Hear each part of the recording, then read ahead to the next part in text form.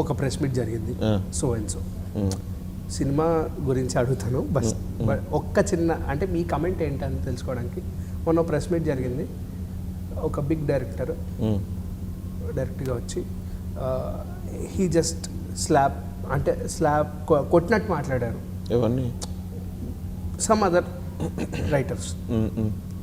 రైటర్స్ని కొట్టినట్టు మాట్లాడారు లైక్ ఒక సినిమాని ప్రమోట్ చేయడం కోసం ఏముంది take names and ask me నాకు కాంటెక్స్ట్ తెలుస్తుంది ఎందుకులే అన్న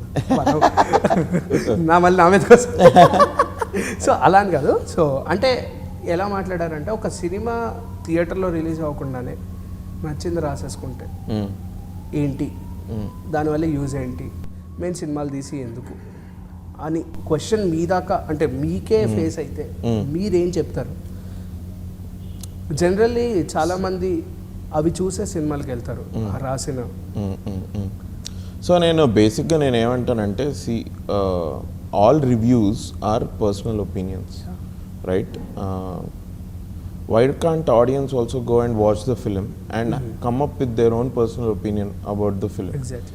చాలాసార్లు మనం ఇది కూడా చూస్తుంటాం ఏంటంటే ఓకే రివ్యూ రైటర్స్ చెప్పేది కొన్ని నిజాలు అయ్యుండొచ్చు, బట్ కొన్నిసార్లు వాళ్ళు ఫ్లాప్ అనేవి హిట్ అవుతూ ఉంటాయి, హిట్ అనేవి బాగుండవు, ఫ్లాప్ అవుతుంటాయి, ఇట్లాంటివి కూడా జరుగుతూ ఉంటాయి. కాబట్టి నాకే అది చాలాసార్లు నా ఎక్స్పీరియన్స్లో వచ్చింది. ఏదో నార్మల్ ఇది బాగాలేదు అన్నట్టు రివ్యూ ఉంటుంది, బట్ నాకు సినిమా చూస్తే I would have enjoyed that cinema. మరి రివ్యూ ఎందుకు రాసారని నాకు అనిపిస్తుంది. ఎగ్జాంపుల్ మీ మైండ్లోనే అన్నట్టు ఏం ఎగ్జాంపుల్? గుంటూరు కారమా? నేను అది అట్లా ఉండింది, బట్ నేను గుంటూరు కారం చూసినప్పుడు I thoroughly enjoyed it. Same మీ ఎగ్జాంపుల్. నేను I enjoyed that film. So నేను అట్లా ఒక సినిమాని కాంటెక్స్ట్లో పెట్టి I don't want to talk, but usually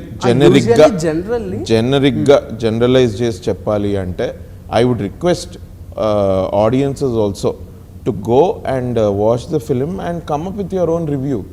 అందరికీ వాళ్ళ ఒక సోషల్ మీడియా అకౌంట్ ఉంది, అందులో పబ్లిష్ చేయండి హ్యాపీగా. మీరు ఇప్పుడు నా సినిమా ఉంది, #, మస్తు షేడ్స్ ఉన్నాయిరా అని ఆ #, వాడి మీ రివ్యూ రాశారంటే నేను కూడా చదువుతా, అది నా వరకు కూడా వస్తుంది.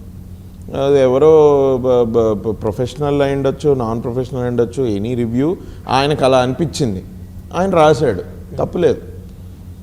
ఆయన పర్సనల్ ఒపీనియన్గా తీసుకుందాం కదా దాన్ని. ఏది ఫ్యాక్ట్ ఇక్కడ, ఏది ఫ్యాక్ట్ కాదు. అంటే జనాలు కూడా ఇప్పుడు ఎలా ఉన్నారంటే ఆఫ్టర్ కోవిడ్ చాలా పర్స్పెక్షన్స్ మారిపోయాయి, ప్రతి ఒక్కళ్ళు థియేటర్కి రావాలంటే ఆలోచిస్తున్నారు. అలాగే సినిమాలు కూడా మారాయి, సినిమాలు కూడా మారాయి.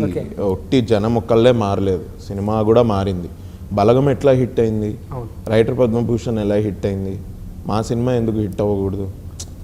సో నేను అదే అంటున్నా, ప్లీజ్ మన ఏదన్నా కూడా బ్రో, నేను మొన్న కూడా ఒకసారి ఇదే చెప్పాను. ఇప్పుడు మీరు ఒక కార్ కొనుక్కోవడానికి వెళ్తే కార్ మీకు ఇచ్చేసి భయ్యా మీరు 15 రోజులు 1 month వాడుకొని మీకు నచ్చితే చెప్పండి మనం రిజిస్ట్రేషన్ అప్పుడు పెట్టుకుందాం అని ఎవరు అన్నారు. మీరు ఏదన్నా ఒక షాంపూ పర్ఫ్యూమ్ ఇంటికి ఇచ్చేసి మీరు పెట్టుకోండి, మీరు మంచిగా వాడి మీకు బాగా నచ్చితే చెప్పండి, అప్పుడు నేను బిల్లు పంపిస్తా, మీరు పే చేద్దురా అని ఎవరు అన్నారు. our industry is the only industry which is putting out content even before the release of the film. Exactly. ఒక సాంగ్స్ కానివ్వండి, టీజర్, ట్రైలర్, నా సినిమా అని కాదు, నార్మల్ జనరల్ సినిమాలే. అది ఎందుకు చేస్తున్నాము? మిమ్మల్ని మోసం చేయడానికా? కాదు, ఇది మా సినిమాలో ఒక పార్ట్. చూడండి, మీకు ఇది నచ్చితే please come to the theatres అని చెప్తున్నాం మేము. చెప్పడమే ఇవన్నీ, ఇట్లాంటి కంటెంట్ బయట పెట్టడం, అంతే కదా? అంతే. నచ్చితే హ్యాపీగా ప్లీజ్ గో. మళ్ళీ ఎవరో ఒకళ్ళు ఒక మాట, ఇప్పుడు నా ఫ్రెండే అనుకోండి, అరే నాకు ఆ సినిమా నచ్చలేదురా, రివ్యూవర్స్ ఎందుకు, ఫ్రెండ్సే, నాకు ఆ సినిమా నచ్చలేదురా అంటే, లేదురా నాకు ఆ ట్రైలర్ నచ్చింది నేను చూస్తా అనుకొని వెళ్ళి చూసిన సినిమాలు ఉన్నాయి. 3 ఫ్రెండ్స్ 4 ఫ్రెండ్స్ కలిసి వెళ్ళి ఒక్క సినిమా చూస్తే ఒక్కొక్కడికి ఒక్కొక్క ఒపీనియన్ ఉంటుంది దాని మీద. మీ చెడ్డి బడ్డీస్తో వెళ్ళి సినిమా చూస్తేనే ఒకడికి బాగా నచ్చచ్చు, ఒకడికి అంత నచ్చకపోవచ్చు, ఒకడికి యావరేజ్ అనిపించవచ్చు. So different opinions man. And మేము అంత ఆనెస్ట్గా ఒక సినీ పరిశ్రమ లాగా ఒక ఆనెస్ట్గా మేము మా కంటెంట్ బయటికి ఇచ్చేసి, చూడండి ఇది మీకు నచ్చితే మొత్తం సాంగ్ పెడుతున్నాం కదా బ్రో, లిరికల్ వీడియోనే అనుకోండి, మొత్తం మ్యూజిక్ పెట్టేస్తున్నాం కదా బయట. మీకు విజువల్స్ ఏమైనా చేంజ్ అవుతాయేమో యాక్చువల్ సినిమా చూస్తే, బట్ మ్యూజిక్ అయితే వెళ్ళిపోయింది కదా, ఇంకా దానికి వేరే చేసేదేం లేదుగా.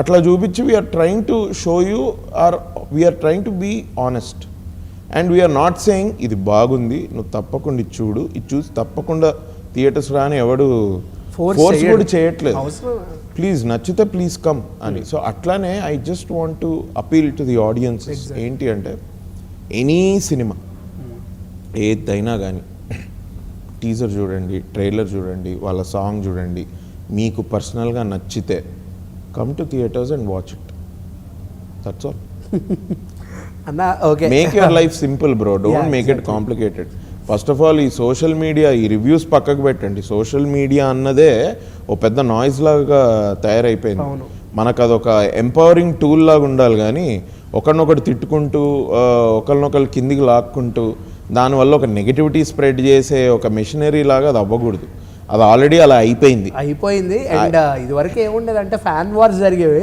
ఇప్పుడు సినిమా వార్స్ జరుగుతున్నాయి సో అంత ఇది అవ్వకుండా just make your life simple don't complicate things come if you like the content come to theatres watch the whole film and then come up with your own review put it out